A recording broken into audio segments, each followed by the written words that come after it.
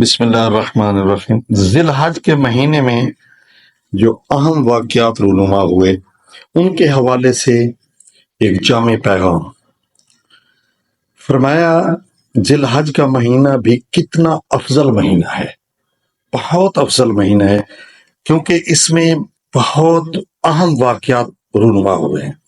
مثلا پہلا واقعہ کہ موسیٰ علیہ السلام کلام کرنے کے لیے کوہ طور پر گئے اور اللہ سے کلام کی۔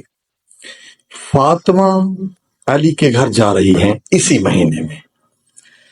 ابراہیم علیہ السلام اسماعیل علیہ السلام کو قربان کر رہے ہیں اللہ کی بارگاہ میں تو اسی مہینے میں۔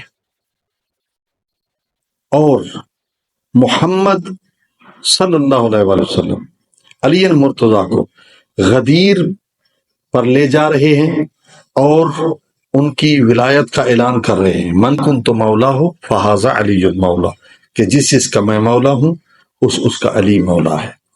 چوتھا، اور 24 ذی الحج کو، یہ جو غدیر ہے 18 ذی الحج، جو قربانی ہے وہ ہے 10 ذی الحج، اور یہ جو ہم آپ کو اگلا 24 ذی الحج بتا رہے ہیں یہ ہے مباہلہ۔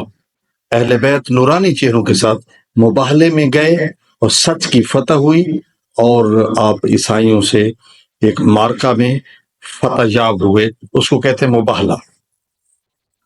اور پانچواں یہ ہے کہ حسین ابن علی اپنے اہل و عیال کے ساتھ کربلا کی طرف جا رہے ہیں، جو ہے نا اسلام کو کامیابی دینے کے لیے، اسلام کو بچانے کے لیے۔ تو یہ اہم واقعات جو ہے یہ ذی الحج میں رونما ہوئے ہیں۔